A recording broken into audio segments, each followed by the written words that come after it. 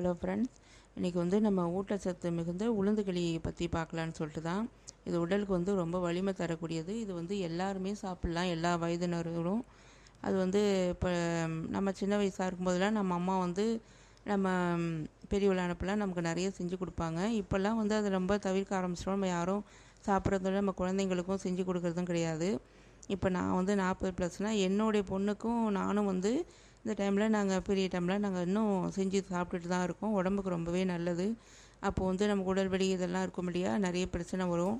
அப்புறம் கை கால் வலி, சோர்வு இதெல்லாம் எல்லா வயசு உள்ளவங்களுக்குமே இப்போ ஆண் பெண் கிடையாது, சின்ன பிள்ளைங்கள்லேருந்து பெரியவங்க எல்லாருக்குமே இருக்குது. அதனால் நம்ம சுகர் பேஷண்ட்னால் வெல்லம் சுகர் போகிறத தவிர்த்துட்டு இது சாப்பிட்றது நல்லது தான். இது மாதிரி சாப்பிடும்போது நம்ம உடம்புக்கு ரொம்பவே நன்மை தரதாக இருக்கும். அது நம்ம மெல்ல கருப்பு உளுந்து தான் இன்றைக்கி நான் செஞ்சுருக்கேன். வறுத்துட்டு அதை ஆற வச்சுட்டு மிக்சியில் அடித்து எடுத்து வச்சுட்டேன். இப்போ தண்ணி நம்ம கேசரி செய்வோம் இல்லையா, அதே போல் தான். அது வேறு எந்த மாற்றமும் கிடையாது. அதில் நெய்யெலாம் நம்ம சேர்ப்போம், இல்லை நெய் சேர்க்காமல் நல்லெண்ணெய் சேர்த்து செய்ய போகிறோம், அவ்வளோதானே.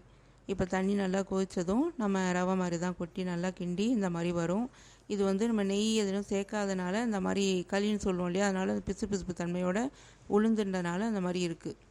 இது வேறு ஒன்றும் கிடையாது. நம்ம வெல்லத்தை போட்டுட்டு ஒயிட் சுகர் மட்டும் சேர்க்க வேணாம். கண்டிப்பாக நம்ம வெல்லம், பனை வெல்லம், பனங்கல்கண்டு இந்த மாதிரி எதுனாலும் நாட்டு சர்க்கரைனாலும் போட்டு நம்ம அந்த மாதிரி கிண்டி எடுத்துக்க வேண்டியது தான்.